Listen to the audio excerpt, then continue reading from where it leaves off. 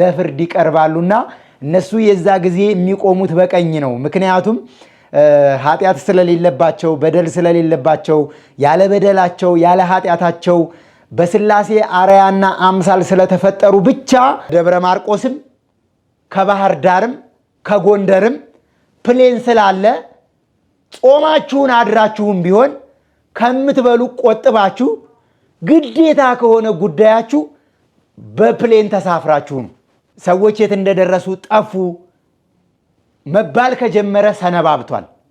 እኛም ይሄንን ከሰማንበትና ካወቅንበት ፍራቻም ካደረብን ጊዜና ሰዓት ጀምሮ የብስ ጉዞ አቁመን ከአዲስ አበባ ባህር ዳር ድረስ የፕሌን ትኬት ምንም ውድ ቢሆን እንቅልፍ አልወስድ ላላችሁ ማን ነው እንደዚህ ያስተማራችሁ? መዝሙር 18 ሕፃናት እንቅልፍ እምቢ ሲላቸው የተለያየ ነገር ሲያቃዣቸው በአጠቃላይ ለቤተሰብ ጾም ከሆነባችሁ ጠበል መጠመቅ ካልቻላችሁ ምራቃችሁን እንትፍ ብላችሁ ተሻሽታችሁ ትጡ ይባላል።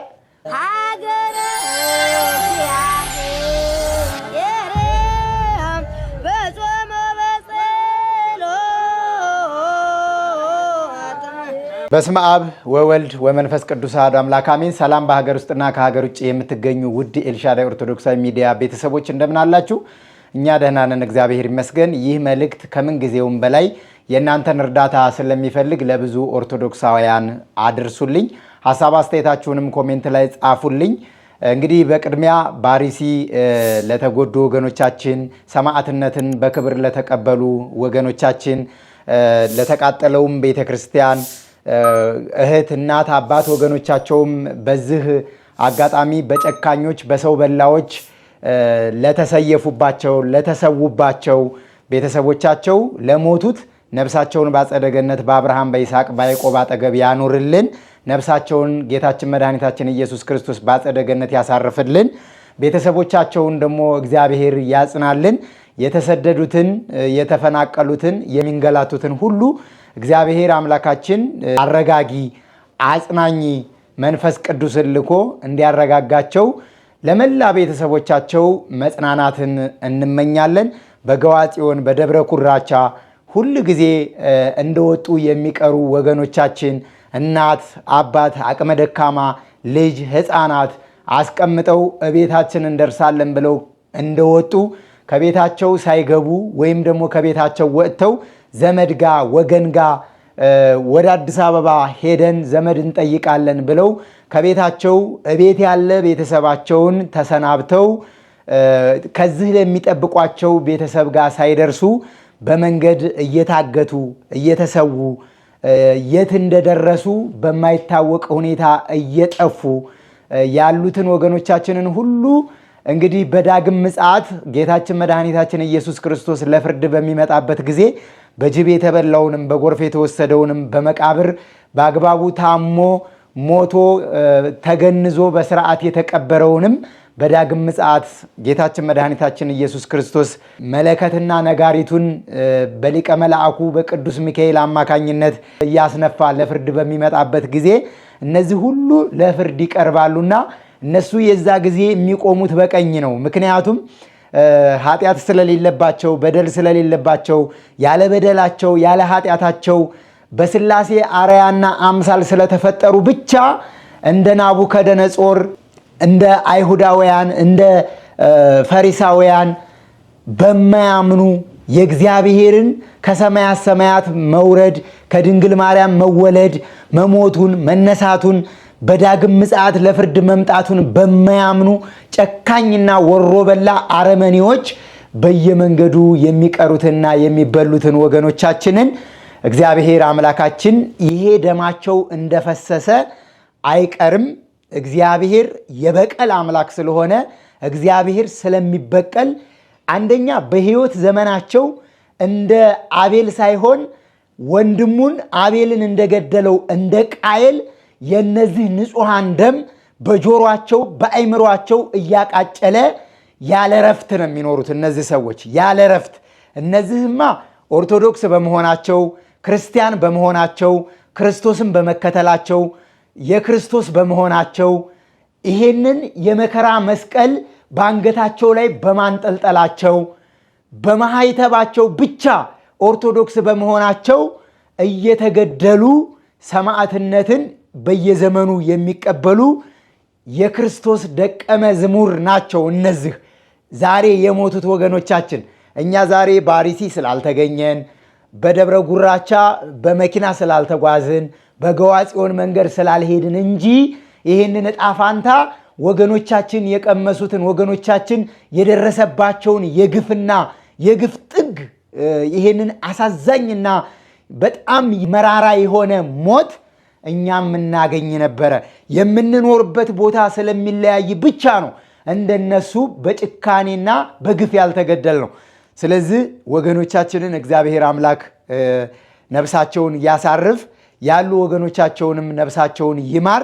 ከዚህ የበለጠ ወደ ቤተ ክህነቱም አንጮህም፣ ወደ ቤተ መንግስቱም አንጮህም። የሚሰማ አካል ስለሌለ እግዚአብሔር ብቻ ስለሆነ የሚያይና የሚሰማ ሁሉንም ነገር እሱ ስለሚያቅ የሁሉም ስራ በእጁ ላይ ስላለ በመጣው ጊዜ እንደየስራው ሁሉንም ዋጋውን እከፍለዋለሁ ስላለ የፍርድ ባለቤት እሱ ስለሆነ ዋጋቸውን እሱ ይሰጣቸዋል። እንግዲህ የሚሰማ ስለሌለ ወዲትም አንጮህም። ወገኖቻችንን ያሉትን እግዚአብሔር ያጽናቸው፣ የሞቱትን እግዚአብሔር ነፍሳቸውን ያሳርፍ።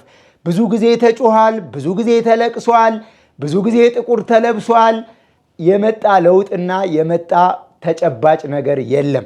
የሚሞቱ ወገኖቻችን ዛሬም እየሞቱ ነው። ትናንትም ሲሞቱ ነበረ፣ ነገም ይቀጥላል። እኛም ተረኞች ነን። እግዚአብሔር አምላካችን ከእንደዚህ አይነት ወጥቶ ከመቅረት ከጨካኞችና ከገዳዮች እግዚአብሔር ይሰውረን ብሎ መጸለይ የመጀመሪያውና ትልቁ ቅድመ ሁኔታ ይሄ ነው። እግዚአብሔር አምላካችን ጥንት የነበሩ ጨካኞችን፣ ጥንት የነበሩ ቤተክርስቲያንን ሲያወድሙ፣ መጽሐፍትን ሲያቃጥሉ፣ ክርስቲያኖችን ሲያሳድዱ፣ አረጋውያንን ሲደፍሩ የነበሩ ጨካኞችን እግዚአብሔር በዘመኑ ዋጋቸውን ሰጥቷቸዋል። ቤተክርስቲያን ዛሬ አለች፣ ትናንትም ነበረች፣ ነገም ትኖራለች። በክርስቶስ ደም የተመሰረተች ቤተክርስቲያን ስለሆነች ስትቃጠል በሳር የነበረው በቆርቆሮ የነበረው በጭቃ የነበረው ቃኞ ቤተክርስቲያኗ ሲቃጠል ከዛ በበለጠ በወርቅ በተለያየ ነገር ተንቆጥቁጣ ቤተክርስቲያን ጠባቧ የነበረችው ለምእመኑ በሚያመች ሁኔታ ሰፍታ የፈረሰውና የተቃጠለውን ቤተክርስቲያን በሚያስረሳ መልኩ እግዚአብሔር በየዘመኑ ሰው ስላለው እግዚአብሔር ብርቶችን እያስነሳ ደጋጎችን እያስነሳ በጸሎትም በገንዘብም በሐሳብም በሙያም የሚደግፉ ልበቀናዎችን እያስነሳ ቤተክርስቲያን ከቀድሞው በበለጠ እየተሰራች እስከ ዛሬ አለች። ነገም በዚሁ መልክ ትቀጥላለች። ትውልድ ያልፋል፣ ትውልድ ይተካል። እግዚአብሔር አምላክ ግን ተዋጊ ስለሆነ ይበቀላችኋል፣ ይዋጋችኋል። መቼም ብትተኙም ብትነሱም ወደ ምድር ዋሻ ቆፍራችሁ ምድር ሰንጥቃችሁ ብትገቡም ወደ ላይ ብትወጡም ከእግዚአብሔር የተሰወረ አንዳች ነገር ስለሌለ የእጃችሁን ታገኛላችሁ። እግዚአብሔር አምላካችን ለሁላችንም ልቦና ይስጠን። ሰው ላይ እንዳንፈርድ እግዚአብሔር አምላካችን ጠማማ ከሆነ ሕሊና ሰዎችን የሚያጋድል ሰዎችን የሚያባላ ሰዎችን የሚያጣላ ክፉ ከሆነ ንግግርና ክፉ ከሆነ አንደበት እግዚአብሔር አምላካችን ይጠብቀን። ይሄንን ካልኩ ይበቃኛል። ሐዘኔን እንደ ሰውኛ እንደ ሃይማኖት አይደለም፣ እንደ እምነት አይደለም፣ እንደ ሰውኛ እኔስ ብሆን የማሳድጋቸው ልጆቼ እንዴት ያድጋሉ? የምረዳቸው ቤተሰቦቼ እንዴት ይሆናሉ? ወደማ ይጠጋሉ? ደካማዋ እናቴ በውሃ ሙላት፣ በዝናብ ፍሰት፣ በጭቃ በተለያየ ድካምና በተለያየ ውጣ ውረድ ደክማ ያሳደገችኝ ምስኪኗ እናቴ አንድ ቀን ሳላሳርፋት ልጅሽ እንዲህ ሆነ ስትባል እናቴ ስትሰማ ምን ትላለች ብዬ እንደ ሰውኛ በኔ ቢሆን መግበኔ ነው ብዬ የተሰማኝን ልባዊ ያዘን በውስጤ ገልጬዋለሁ ለራሴ። እግዚአብሔር አምላክ እውነቴን ነው የምላችሁ የራሔልን እንባ የተቀበለ ጌታ፣ የራሔልን እንባ የተቀበለ አምላክ ራሔል መንታ ልጆቿን በጭቃ ላይ ጭቃ እያቦካች አምጣ ጭቃ እያቦካች ወልዳ በጭቃ ላይ ጭቃው እንዲጠነክር በጭቃ ላይ በገዛ እግርሽ አደባይተሽ እርገጫቸው አብኪያቸው ተብላ ደም እየፈሰሳት ልጆቿንና ከማህፀኗ የሚፈሰውን ደሟን በጭቃ ላይ አረባይታ ባቦካችውና በረገጠቻቸው ጊዜ ያለቀሰችውን እንባ ሁላችሁ በመጽሐፍ ቅዱስ ላይ ተጽፎ ስለምታገኙት ታውቁታላችሁ። እንባዋን ጠርጋ ብትረጨው ወደ ሰማይ ወጥቶ ወደ ምድር እንደ ዝናብ አይደለም የፈሰሰው። የሥላሴን መንበር ነው ያንኳኳው። ከመንበረ ጸባኦት ደርሶ እስራኤላውያን በግብፅ የባርነት ቀንበር የተጫነባቸውን በሙሉ እግዚአብሔር ወደ እነሱ እንዲያይና እንዲመለከት ነው ያደረገው የራሔል እንባ። ዛሬም አባት የሞተባቸው ልጆች ያለቅሳሉ፣ እንባቸውን ወደ ሰማይ ይረጫሉ። እናት የሞተችባቸው ሕፃናቶች እንባቸውን ወደ ሰማይ ይረጫሉ። አረጋውያን ጧሪ ቀባሪ ያጡ እናቶች የሚበሉት የሚጠጡት ሲያጡ የልጆቻቸውና የቤተሰባቸውን ማጣት ሲያስቡ ያለቅሳሉ። እንባቸውን ሲረጩት ከሥላሴ መንበር ይደርሳል። ገዳዮች ማንም ጉልበተኛ ባይገላችሁ እግዚአብሔር ወደ እናንተ ሲመጣ ግን አሟሟታችሁ ክፉ ነው የሚሆነው፣ ትሞታላችሁ። እናንተ በሰይፍ እናንተ በጥይት እናንተ በገጀራ የገደላችኋቸው ኦርቶዶክሳውያን በክብር ነው ሰማዕትነትን የተቀበሉት። ከቅዱሳን መላእክት ጋር ከጻድቃን ከሰማዕታት ጋር በስራና በአገልግሎታቸው እግዚአብሔርን ደስ ካሰኙት ጽኑዓን ጋር እግዚአብሔርን ያለ ረፍት ቅዱስ ቅዱስ ቅዱስ እያሉ ያመሰግናሉ። ገሃነመ እሳትን አያዩም። በክብር ሰማዕትነትን ተቀብለዋል። ስለ እምነታቸው ብለው ያመነ የተጠመቀ ይድናል ባለው አምላካዊ ቃል መሰረት በ40ና በ80 ቀን ከማየ ዮርዳኖስ ከአብራከ መንፈስ ቅዱስ የሥላሴን ልጅነት ያገኙ ኦርቶዶክሳውያን ስለ እምነታቸው ስለ መስቀላቸው የሚወደይ ቢኖር ትእዛዜን ይጠብቅ፣ ዕለት ዕለት መስቀሌን ተሸክሞ በኋላዬ ይከተለኝ ብሎ ጌታችን መድኃኒታችን ኢየሱስ ክርስቶስ በወንጌል የተናገረውን ቃል ነው የፈጸሙት። ስለዚህ በክብር ሰማዕትነትን የተቀበሉ ወገኖቻችንን አምላካችን እግዚአብሔር ነፍሳቸውን ያሳርፍልን። ስለዚህ ይህን ካልኩ ይበቃል። ሁላችሁም በምትችሉት አቅም የባሰ እንዳይመጣ የባሰም እንዳናይ ጸልዩ። በገዳም ያላችሁ አባቶቻችን በጸሎታችሁ አስቡን።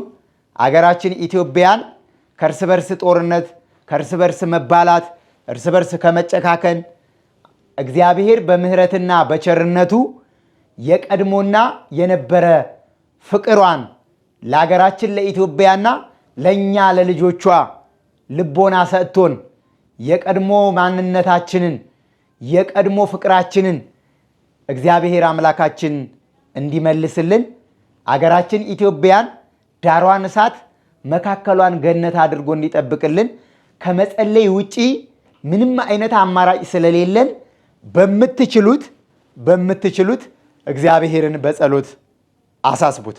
ኤልሻዳይ በጎ አድራጎትና መንፈሳዊ የጉዞ ማህበር ወደ ታምረኛው አሸዋ ማዶ በርሜል ቅዱስ ጊዮርጊስና ገባሪተ ኃይል ምርት ደለጎ ቅድስት ኪዳነ ምሕረት እስከ ግንቦት 30 ድረስ ቀድመው ለሚመዘገቡ ገዳመ ወህናያት አቡነ ሐራ ድንግልና ቅድስት ኪዳነ ምሕረት አንድነት ገዳም ላይ የሚያደርገውን ከሰኔ 6 እስከ ሰኔ 15 ድረስ ያዘጋጀውን መንፈሳዊ ጉዞ በጥሩ ሁኔታ ምዝገባችንን ቀጥለን ትኬት እየቆረጥን እንገኛለን። በሀገር ውስጥም ከሀገር ውጭም ያላችሁ መንገዱ ሰላም ስለሆነ አካባቢው ሰላም ስለሆነ ይህንን የመጨረሻ የ2018 ዓመተ ምህረት የመጨረሻ ጉዞ ከኛ ጋር በመጓዝ የበረከቱ ተካፋይ እንድትሆኑ እግዚአብሔር እረኛዬ ነው፣ የሚያሳጣኝ የለም።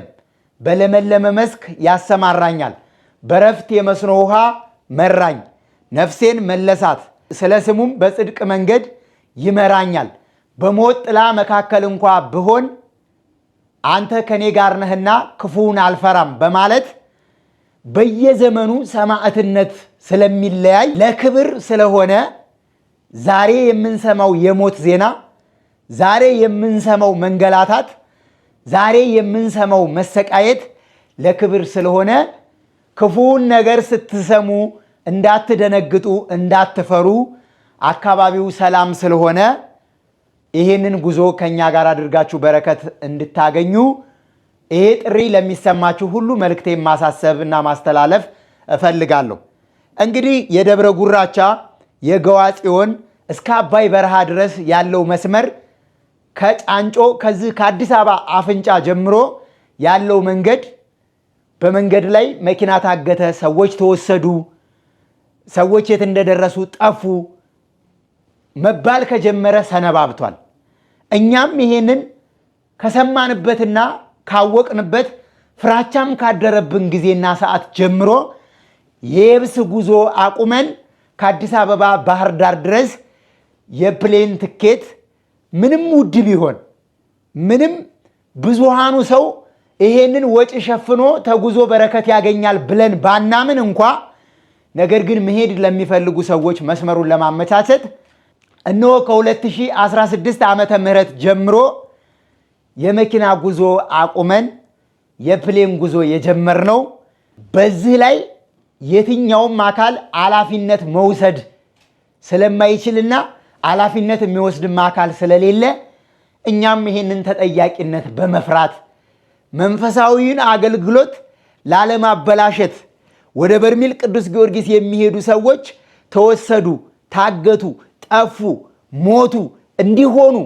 የሚባል ዜና መናገርም ሲነገር መስማትም ስለማንፈልግ እግዚአብሔር የፈቀደላቸው ኦርቶዶክሳውያን በሀገር ውስጥም ከሀገር ውጭም ያሉ መሄድ የማይችሉ እኔ እንኳ ባልሄድ በረከቱ ለወገኔ፣ ለሀገሬ፣ ለቤተሰቤ የተቸገሩ ሰዎች ይዳኑበት በማለት ገንዘባቸውን ያለ ስስት በልግስና ጊዜ የሌላቸው ኦርቶዶክሳውያን መሄድ የማይችሉ በስራ ምክንያት፣ በወረቀት ፍቃድ ምክንያት፣ በቪዛ ምክንያት፣ በቤተሰብ በትምህርት ቤት በተለያየ ሁኔታ ክረምት ላይ እንሄዳለን ብለው የሚያስቡ ትምህርት ቤት ሲዘጋ መምህራን የሆኑ ሰዎች ትምህርት ሲያቆም ሰራተኛ ልጆቻችንን ሲይዙልን ቤታችንን አስተካክለን ክረምት እንሄዳለን ሲሉ ወደ በርሜል ቅዱስ ጊዮርጊስ የሚያስኬደው መንገድ ደግሞ ከባህር ዳር እስከ በርሜል ቅዱስ ጊዮርጊስ ድረስ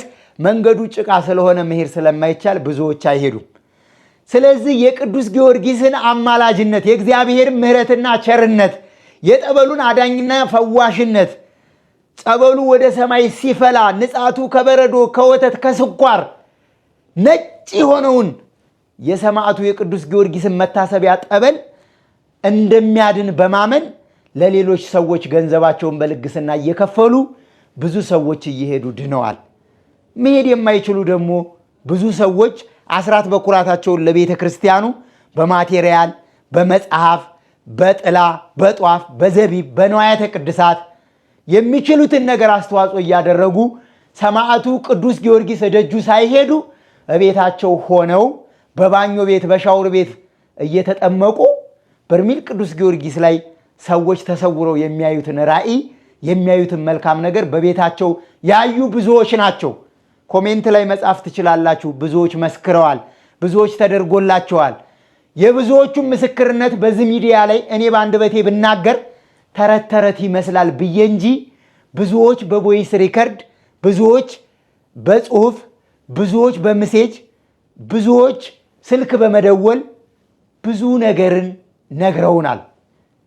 ነገር ግን ያው የጊዜው ኢኮኖሚካሊ አሁን ባለው ነባራዊና ወቅታዊ ሁኔታ የፕሌን ትኬቱም እየጨመረ ከባህር ዳር በኋላ የመኪናው ትራንስፖርትም እንደዚሁ በነዳጅም በምንም አማካኝነት እየጨመረ ከማረፊያም ሁኔታ ከብዙ ነገር አንጻር ብዙዎቹ ሄደው የቅዱስ ጊዮርጊስን የምልጃ ጸሎት የቃል ኪዳን በረከት ማግኘት እየቻሉ ያለበት ጊዜ አይደለም። ይሄ ሳይገባንና ሳናቀው ቀርቶ አይደለም። ብዙዎች ቤታቸውን ዘግተው ያለቅሳሉ፣ ያነባሉ። ነገር ግን ለብዙዎቹ መድረስ አልቻልንም።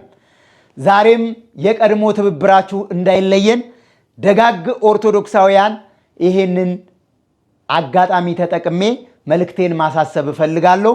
የምትችሉትን ያክል አስተዋጽኦ በማድረግ የተቸገሩትን ሰዎች በቀጥታ እኛ እናገናኛችኋለን። መምጣት የማትችሉ ወይም ክረምት ላይ እንሄዳለን ብላችሁ ያሰባችሁ ክረምቱን መሄድ ስለማትችሉ መንገዱ በጭቃ ምክንያት ስለሚዘጋ አባቶችም ሰዎችም በጸሎት እንዲያስቧችሁ የተጨነቀች ነፍስ እንድትድን የምትችሉትን አስተዋጽኦ እንድታደርጉ ላሳስባችሁ እፈልጋለሁ። እባካችሁ ከ2016 ዓ.ም ጀምሮ ከ400 ሰው በላይ ተመዝግቦ እኛ ሊስት ላይ ይገኛሉ። እነዚህን ሰዎች ሳናስተናግድ ሌላ ስፖንሰር ማስተናገድም ማገዝም መርዳትም ስለማንችል ከዚህ በፊት ያልተመዘገባችሁ ሰዎች ወደ ማህበራችን ስልክ ደውላችሁ ስፖንሰር አትጠይቁን። ይሄን ስል በጣም እያዘንኩ ነው እምላችሁ። ለምን? ተስፋ የሌለው ነገር ስለሆነ። የሚረዱ የሚሰጡ እጆች ጥቂቶች ናቸው። የሚረዱና እርዳታ የሚፈልጉ ሰዎች ደግሞ ብዙ ናቸው። ስለዚህ በእኛ አቅም የሚፈታ ጉዳይ አይደለም። ወደ ሌላኛው መልእክቴ ስመጣ እንግዲህ አባይ በረሃን አቋርጣችሁ የምትጓዙ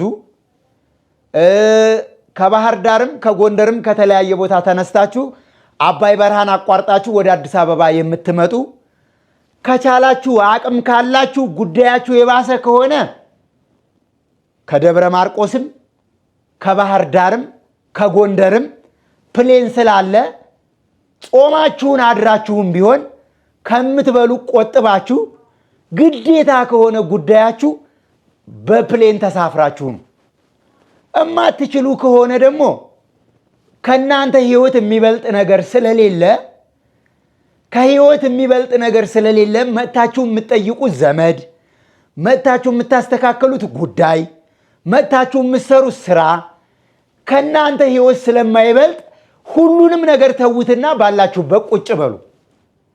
ሁሉ ጊዜ ንጹሃኖች ተገደሉ፣ ንጹሃኖች ታገቱ፣ ንጹሃኖች እንዲህ ተደረጉ፣ ንጹሃኖች ተወሰዱ፣ ንጹሃኖች የደረሱበት ጠፋ። ሁሉ ጊዜ ዜና መስማት የወገኖቻችንና የዜጎቻችንን እንደዚህ አይነት አሰቃቂ ዜና መስማት እኔ የራሴን ሐሳብ ነው እየገለጸው ያለሁት። እኔ በራሴ እንደዚህ አይነት ዜና መስማት እውነቴን የምነግራችሁ በጣም ሰልችቶኛል። ለምን ሰለቸህ ካላችሁኝ ከራስ የሚበልጥ ነገር ምን አለ? በቃ ካልቻላችሁ ባላችሁበት ቁጭ በሉ። እግዚአብሔር በጊዜና በሰዓቱ ነገሮችን ሲያስተካክላቸው፣ ነገሮች ሲፈቱ፣ ክፉዎች ወደ ልቦናቸው ሲመለሱ፣ ክፉዎች ጨካኞች ሲራሩ፣ ነገሮች ሁሉ ሲስተካከሉ፣ ነገርን ሁሉ እግዚአብሔር በጊዜው ውብ አድርጎ ሰራው እንዳለው ጠቢቡ ሰለሞን የዛ ጊዜ ነገሮች ሁሉ የዛ ጊዜ ይስተካከላሉ፣ ይደርሳል። ከናንተ የሚበልጥ ነገር የለም።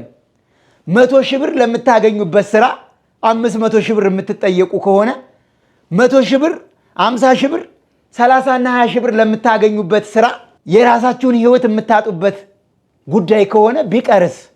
ባላችሁበት ብትሆኑስ? ለደካማ ቤተሰቦቻችሁ፣ ለትንንሾቹ የእናንተን እጅ ለሚጠብቁት ልጆቻችሁ። ማንም ሰው እኮ ለቤተሰቡ ይጠቅማል። ማንም ደካማ እኮ ለቤተሰቡ ያስፈልጋል። ማንም ሰው ለወገኑ ያስፈልጋል እኮ። ትናንት ድሃ የነበረ ዛሬ አግኝቷል። ዛሬ ድሃ የነበረ ነገ ያገኛል። ዛሬ በሐዘን በመከራ በችግር ውስጥ የነበርን ሰዎች ነገ በደስታ በሳቅ በምስጋና አንደበታችን ይሞላል።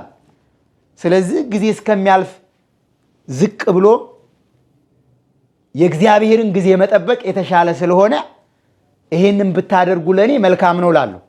ሌላኛው የመጨረሻው መልእክቴ እንደ ጠንቋይ በቤታቸው ሆነው መጽሐፍ የሚገልጡ ሰዎች ብላቸው ይቀለኛል። ለኔ ወደ ሚዲያ በዘመናዊ መልኩ መጥተዋል።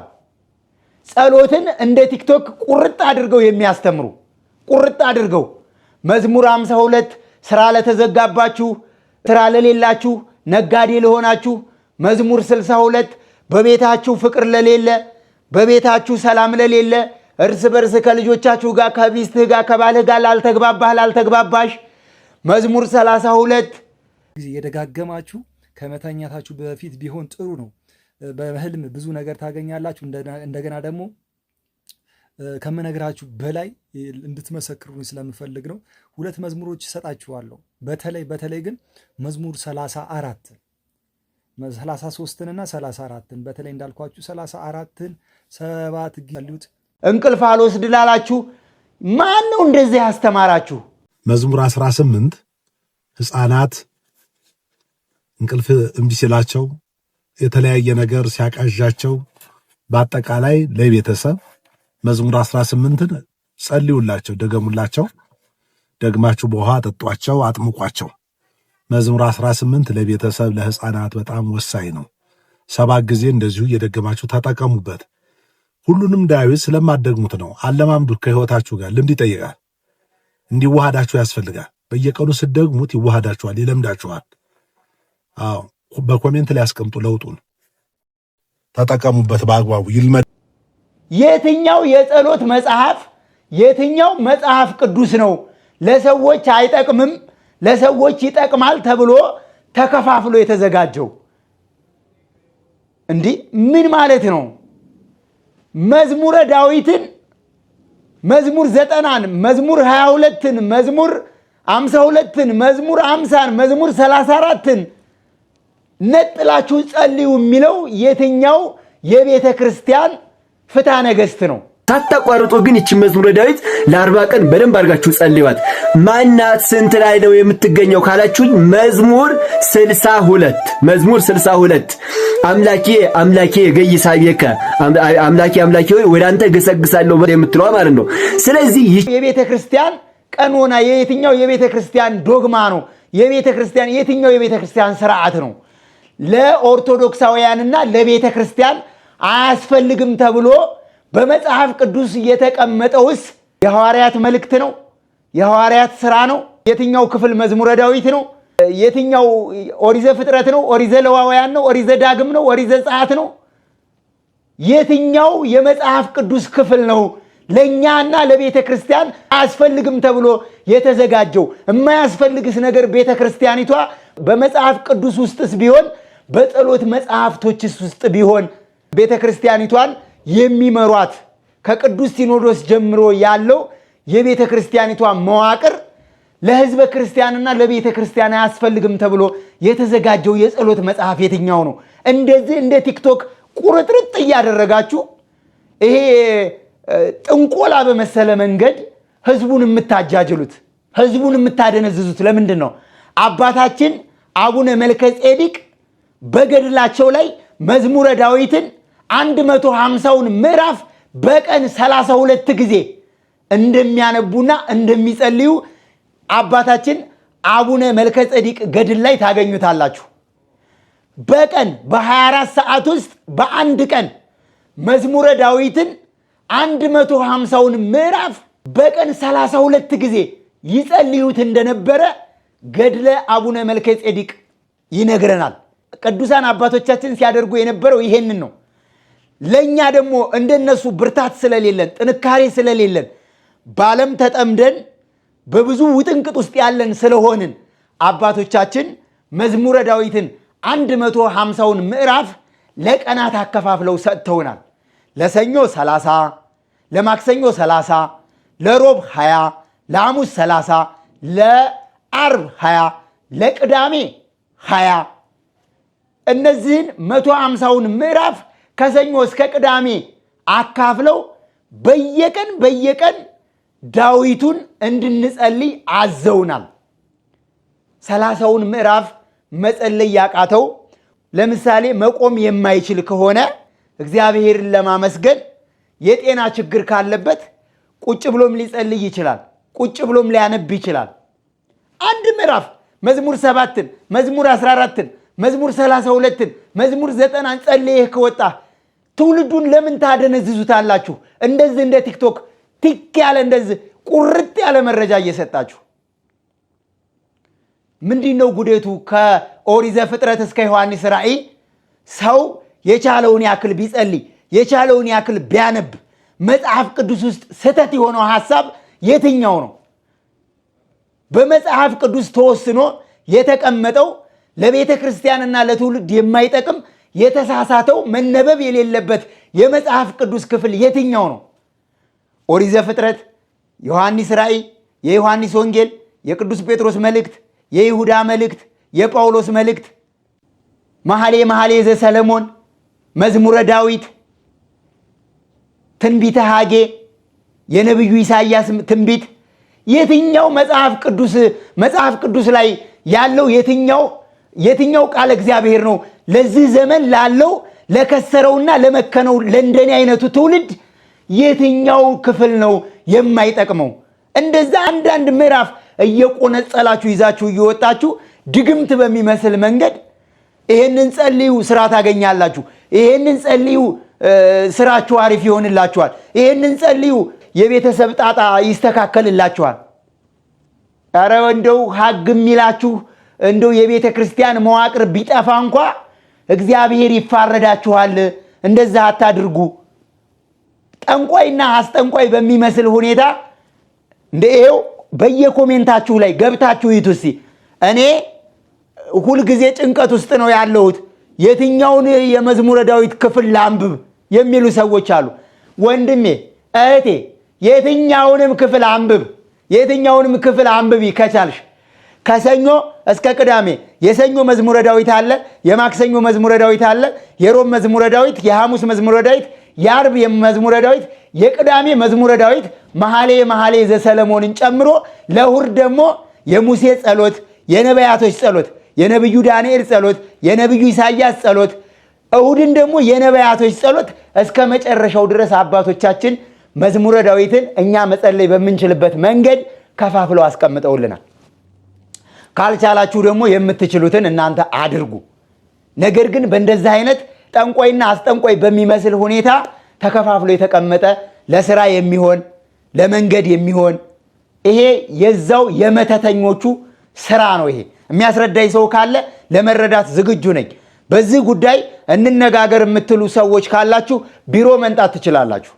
ይህንን አይነት ትምህርት የምታስተምሩ መምህራን ከዚህ ማስረጃ ካላችሁ ማለት ነው። እንደዚህ አይነት ነገር የለም።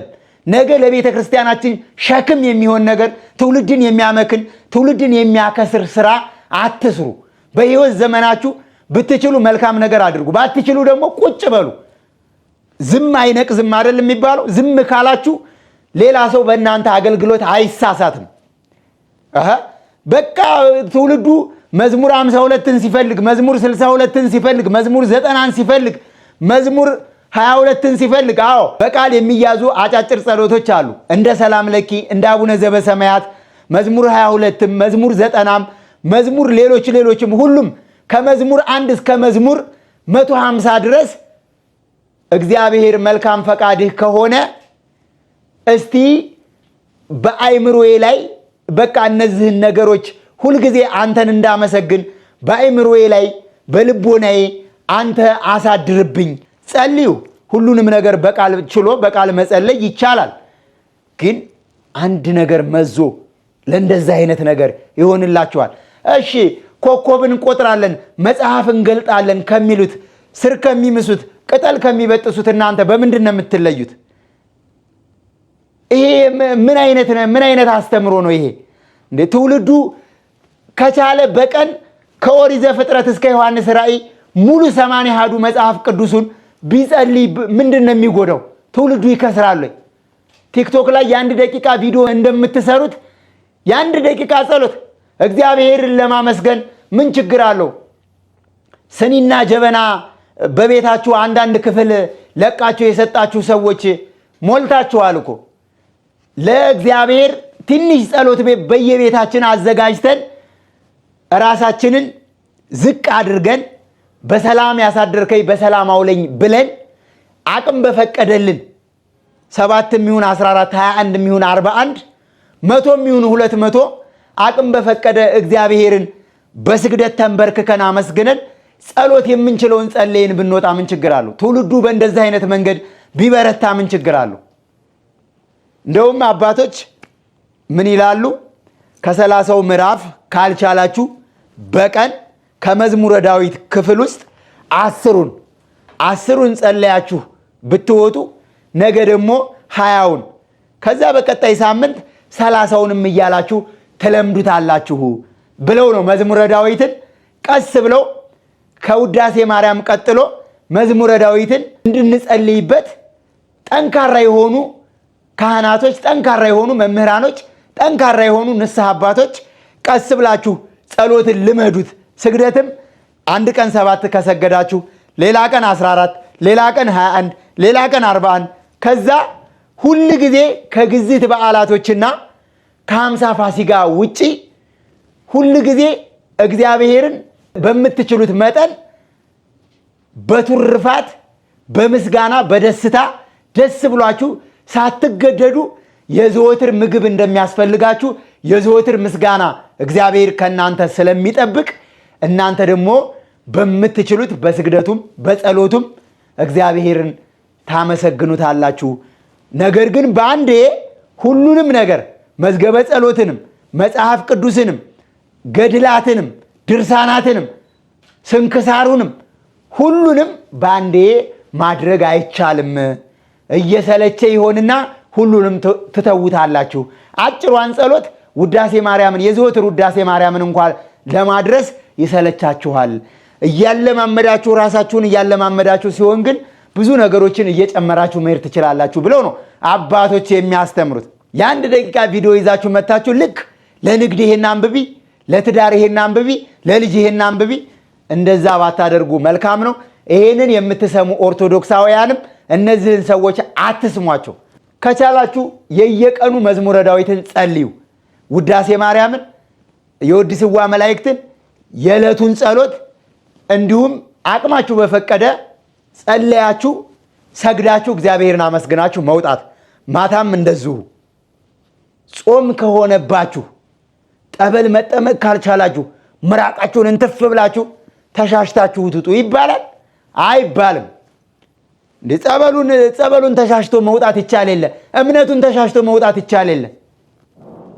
ምራቅ ጋር ምን ያገናኘዋል? አሁን እንደዚህ ያለ አስተምሮት አለ ወይ? የቤተ ክርስቲያኒቷን ስርዓትና ትውፊት ከመጽሐፍ ቅዱስ ከታሪክ መጽሐፍቶች ከታሪክ መዛግብቶች እየወጣን ስንሄድ ለቤተ ክርስቲያኒቷ ሌላ ሸክም እየሆንባት ነው የምንመጣው። ልማድ አንዳንዴ ህግ እየሆነ ይመጣል። እንደዛ ማድረግ የለብንም። በልምምድ የሚሆን ነገር የለም። ልምምድ ካስፈለገ መጽሐፍ ቅዱስ ላይ ያሉትን ነገሮች እንለማመድ። እሺ፣ እንዴት እንለማመድ? ከኦሪት ዘፍጥረት ጀምረን አንድ ምዕራፍ ማንበብ እንጀምር። ኦሪት ዘፍጥረትን 1 ወር 2 ወር እየተለማመድን እንጨርሰው። ከዛ የሚቀጥለውን ከዛ እስከ ዮሐንስ ራእይ ድረስ ለ1 ዓመት ወይ ለ2 ዓመት ሙሉ መጽሐፍ ቅዱስን አንብበን ለመጨረስ ብቻ ሳይሆን ደግሞ በህሌናችን ላይ መጽሐፍ ቅዱሱ እንዲቀረጽብን እግዚአብሔር መንፈስ ቅዱስ እንዲረዳን መልካሙ ነገር በጭንቅላታችን እንዲሳልብን ሁልጊዜ የምንናገረው የተገታ እንዲሆን የተገደበ እንዲሆን አይምሯችን ላይ ካለው መልካም ነገር መጽሐፍ ቅዱስ ላይ ካነበብነው እንዲሆን አድርገን እስቲ እንለማመድ። የምንለማመደው ነገር መች ጠፋ? እና እህት ወንድሞቼ፣ እናት አባቶቼ በዚህ ንግግሬ ያልተወጠላችሁ ካለ ያልጣማችሁም ካለ የተሳሳትኩትም ካለ እንድታርሙኝ ዝግጁ ነኝ። ሐሳብ አስተያየታችሁንም እቀበላለሁ። እግዚአብሔር አምላካችን አገራችን ኢትዮጵያን ሰላም ያድርግልን። ወደ በርሜል ቅዱስ ጊዮርጊስ ለመጓዝ መንገዱ ምንም ችግር የለም። አሁን ባለው ሁኔታ ከአዲስ አበባ ባህር ዳር በፕሌን የምናደርገው ጉዟችንን ከባህር ዳር በኋላ እስከ በርሜል ቅዱስ ጊዮርጊስ ድረስ በየብስ ትራንስፖርት በመኪና ነው የምናደርገው። ቦታው ላይ በሚኖረን ቆይታ በርሜል ቅዱስ ጊዮርጊስ ላይ እንጠመቃለን። ምርት ደለጎ ቅዱስ ኪዳነ ምሕረት ላይ እንጠመቃለን። ስንመለስ ደግሞ ገዳመ ሆነያት አቡነ ሐራ ድንግል ገዳም ላይ እስከ ግንቦት 30 ድረስ ትኬት ለምትቆርጡ ሰዎች ቅድሚያ እንሰጣችኋለን። ከነገ ጀምሮ ይህንን ቪዲዮ ከሰማችሁበት ጊዜና ሰዓት ጀምሮ የጉዞ ጉዳይ እንዳያሳስባችሁ መንገዳችንን ለእግዚአብሔር አደራ ሰጥተን እንደ ሰውኛ ማድረግ ያለብንና መጠየቅ ማጣራት ያለብንን ቅድመ ዝግጅት እንደ ኤልሻዳይ በጎ አድራጎትና መንፈሳዊ የጉዞ ማህበር በተለመደው መልኩ መረጃችንን ከአባቶችም ከቤተ ክህነቱ ከወረዳ ቤተ ክህነትም ቦታው ላይ ካሉ ከአጥቢያ ቤተ ክርስቲያንም በሚገባ መረጃዎችን ዕለት የሚኖረውን እንቅስቃሴ እያጣራን ነው ያለ ነው። ያልሆነ ነገር ካለ መሄድ የማንችልበት አስገዳጅ ሁኔታ ካለ ከገንዘብ የሚበልጠው የሰው ልጅ ስለሆነ ጉዟችንን ሰርዘናል በአግባቡ እንላለን እንጂ ምንም የሚፈጠር ሌላ ነገር የለም። ስለዚህ በውጭ ሀገርም በሀገር ውስጥም ያላችሁ ይሄ የመጨረሻ ጉዞ ነው። እንደባለፈው ምናልባት እንደ ግንቦት 9 ጉዞ ሌላ የመጨረሻ አንድ ድል እንሰጣችኋለን የምንልበት አጋጣሚ እንደማይኖር እርግጠኛ ነኝ። ለምን ካላችሁ ዝናቡ እየዘነበ ነው ያለው። መንገዱ ፀሐይና በረሃ ስለሆነ ዝናብ ከዘነበ በኋላ መልሶ ስለሚያደርቀው መልሶ መሬቱ ስለሚመጥ ማስኬር ስለሚችል እንጂ ጥቅምትና መስከረም ላይ ጭቃው በዚህ መልክ ነው የሚኬደው። መኪና እየተጎተተ መኪና እየተገፋ ተሳፋሪ እየወረደ። ስለዚህ በመንገድ ላይ ብዙ ታማሚዎች ይጓዛሉ። መድኃኒት የሚያስፈልጋቸው፣ ምግብ በሰዓታት ልዩነት የሚያስፈልጋቸው፣ ህፃናት የሚይዙ ብዙ ኦርቶዶክሳውያን ይህንን በረከት ለማግኘት ይጓዛሉ። ስለዚህ ጭቃ በሆነበት ሁኔታ መንገድ ቢመሽ ማደሪያ በሌለበት፣ ሰዎች ቢራቡ ምግብ መብላት በማይችሉበት፣ ሰዎች ቢመሽብን ማደር በማንችልበት ቦታ፣ ሰዎች ምግብ ቢፈልጉ ምግብ መግዛት በማይቻልበት ቦታ፣ ቢታመሙ መድኃኒትና ሕክምና ማግኘት በማይችሉበት ቦታ ይሄንን ኃላፊነት ወስደን ማጓጓዝ ስለማንችል ሰኔ 6 መነሻ ሰኔ 15 መመለሻ ወይም እንደ አውሮፓውያን አቆጣጠር ጁን 13 መነሻ ጁን 22 መመለሻ የመጨረሻ የ2018 ዓመተ ምህረት ጉዟችን ስለሆነ የበርሜል ቅዱስ ጊዮርጊስን ገቢረ ተአምራት አይታችሁ የምታውቁ ሄዳችሁ የምታውቁ ሁላችሁም ለወገኖቻችሁ መዳን ትፈልጋላችሁና ይህ ቪዲዮ እንዲደርሳቸው ሼር አድርጉላቸው። ሄዳችሁ የማታውቁ ደግሞ ኤልሻዳይ ኦርቶዶክሳዊ ሚዲያ ላይ እንዲሁም ወደ ኋላ ተመልሳችሁ የበርሜል ቅዱስ ጊዮርጊስን ቪዲዮ የበርሜል ቅዱስ ጊዮርጊስን ገቢረ ተአምራት ከዜሮ ሰብስክራይበር ጀምሮ ኤልሻዳይ ኦርቶዶክሳዊ ሚዲያ እና ዶርቃ መንፈሳዊ ሚዲያ በበርሜል ቅዱስ ጊዮርጊስ ጠበል የሚድኑና የሚፈወሱ ሰዎችን በማስመስከር ኢንተርቪው በማድረግ ቦታው ላይ ያለውን የዕለት እንቅስቃሴና ቦታው ላይ እየተሰሩ ያሉ መሰረተ ልማቶችን በማስተዋወቅ የተጀመረና የተመሰረተ ሚዲያ ስለሆነ ወደ ኋላ ተመልሳችሁ እዩ። ሰዎች ከምን በሽታ እንደዳኑ፣ ሰዎች እንዴት እንደሚሰወሩ፣ ለምን ታስረው እንደሚጠመቁ፣ ነፍሳቸው ከስጋቸው ተለይታ ገነትና ሲኦልን አይተው እንዴት እንደዳኑ፣ ስለ ድንግል ማርያም አማላጅነት፣ ስለ መላእክት ጠባቂነት፣ ስለ ሰማዕቱ ስለ ቅዱስ ጊዮርጊስ ቃል ኪዳንና ረዳትነት ሰዎች ምን እንደተደረገላቸው እንዲሁም ከሀገር ውጭ ሆነው እዚህም ሆነው ገንዘብ ቸግሯቸው መምጣት ሳይችሉ ቀርተው ወደ ቦታው መሄድ ያልቻሉ ኦርቶዶክሳውያን ባሉበት ሆነው ቅዱስ ጊዮርጊስ የልዳው ኮከብ የፋርሱ ንጉሥ አንተ ቤሩታዊትን እንዳዳንካት ፍጥነ ረድኤት ፈጥኖ ደራሽ ነህና ፈጥነ ድረስልን ብለው በምልጃና በጸሎቱ በመተማመን አስራት በኩራታቸውን ለቤተ ክርስቲያኑ የላኩ መባ መስዋዕታቸውን ስጦታ አድርገው የተሳሉ የላኩ ሰማዕቱ ቅዱስ ጊዮርጊስ አፋቸውን በምስጋና እንዴት እንደሞላው በኮሜንትም በምስክርነትም በቀጥታ ስርጭትም በሰራናቸው ቪዲዮ ላይ ኤልሻዳይ ኦርቶዶክሳዊ ሚዲያና ዶርቃ መንፈሳዊ ሚዲያን ወደኋላ ተመልሳችሁ ሂስትሪውን በማየት ወደኋላ ተመልሳችሁ ሂስትሪውን በማጥናት ማየትና መረዳት ትችላላችሁ። ወገኖቼ ከዚህ የተሻለ ጊዜ የለም። መከራው ይቀጥላል። የባሰ እንጂ የተሻለ አይመጣም። አባታችን አፄ ናኦድ ከ8ኛው ሺህ ትውልድ ሳትቀላቅለኝ ከውሃውም ከእህሉም ሳታቀምሰኝ አሳርፈኝ፣ ወደ አንተ ጥራኝ፣ ነፍሴን በክብር ተቀበል፣ ስጋዬንም አንተ በክብር አሳርፍልኝ ብለው አባታችን አፄ ናኦድ 8ኛው ሺህ ሳይገባ ነው ያረፉት። ለምን? ይሄ ዘመን ክፉ ዘመን እንደሆነ፣ የመጨረሻው ዘመን አስፈሪ እንደሆነ፣ የመጨረሻው ትውልድ ጨካኝ እንደሆነ አባቶቻችን ቀድሞ ያውቁ ስለነበረ፣ ስለዚህ ከእድሜያችን ላይ አንድ እየተቀነሰ ዓመተ ምሕረት ላይ አንድ እየተደመረ የባሰ ጊዜ ይመጣል እንጂ በእኛ እድሜ የተሻለ ጊዜ አይመጣም። ለምን? የተሻለ የሚመጣው እኛ የተሻለን ስንሆን ነዋ። ምክንያቱስ ንስሐ ስንገባ፣ የቀማን ስንመልስ፣ የበደል ስንክስ፣ ይቅር ስንባባል፣ ሰው የሰውን ስጋ በጩቤ ቆርጦ እየበላ ከዚህ በላይ ጭካኔ አለ እንዴ? ሰው የተረፈውን ፍርፋሪ ሽንት ቤት እየደፋ ቆሻሻ ገንዳ ላይ እያስቀመጠ ለኔ ብጤ መስጠት ተስኖን እግዚአብሔር ታዲያ የትኛውን ደግነታችንን የትኛውን ማንነታችንን አይቶ መልካም ጊዜ ያመጣል ብላችሁ ትጠብቃላችሁ? የኛ ክፋት እየጨመረ ስለሆነ የሚሄደው የእግዚአብሔር ቁጣና ቅጣት ደግሞ ከዚህ እየበለጠ እየጨመረ ነው የሚሄደው። ኢትዮጵያን የጠበቃት ኢትዮጵያን ያላጠፋት የደጋግ አባቶቻችን ቃል ኪዳን እግዚአብሔርን ይዞት ነው። የገባው ቃል ኪዳን ለድንግል ማርያም የገባላት ቃል ኪዳን ለቅዱስ ጊዮርጊስ፣ ለቅድስት አርሴማ፣ ለአቡነ ተክለ ሃይማኖት፣ ለአቡነ ዜና ማርቆስ፣ ለአቡነ ጽዋ ለጽድቅ፣ ለቅዱሳኑ ለነ ክርስቶስ ሳምራ፣ ለነ እስትንፋሰ ክርስቶስ፣ ለነ አቡነ መልከጼዴቅ የገባላቸው ቃል ኪዳን እግዚአብሔር ቃሉ የማይሻር ስለሆነ ስለማይታበይ እግዚአብሔር ቃል ኪዳኑን ስለማይሽር አዳምን ከሰማያት ሰማያት ወርጄ ከድንግል ማርያም ተወልጄ ከ5500 ዘመን በኋላ አድንሃለሁ ብሎ በገባለት ቃል ኪዳን መሰረት ያንን ቃሉን ሳይሽር በጠባብ ደረት በአጭር ቁመት ተወስኖ ከድንግል ማርያም ተወልዶ ሞቶ ተነስቶ ሞትን ድል አድርጎ አዳምን እንዳዳነው እኛንም ነፃ እንዳወጣን ለቅዱሳኑ የገባላቸው ቃል ኪዳን ስለማይሽረው ኢትዮጵያን አላጠፋትም እስካሁን።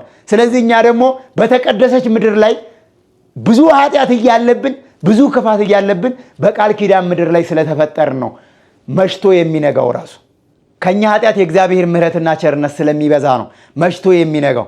እንደኛ ክፋትማ እንደኛ በደልማ አይሁዳውያንና ፈሪሳውያን እንኳ በክርስቶስ ላይ በሚገርፉት በሚተፉበት በሚዘቡትበት ጊዜ እውነቴን ነው የምነግራችሁ አሁን ካለው ትውልድ የበለጠ ነገር አላደረጉበትም ማለት ይቻላል። እውነቴን ነው የምነግራችሁ ትውልዱ በጣም ጨክኗል። ትውልዱ ሰው በላ ሆኗል።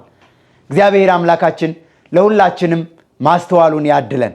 ስለነበረን ቆይታ ስለማይነገር ስጦታው ስሙ የተመሰገነ ይሁን። አነሳስቶ ያስጀመረን አስጀምሮ የሚያስፈጸመን ይሄንን እኔ እንድናገር እናንተ እንድሰሙ የፈቀደ አምላካችን በድጋሚ ስሙ የተመሰገነ ይሁን።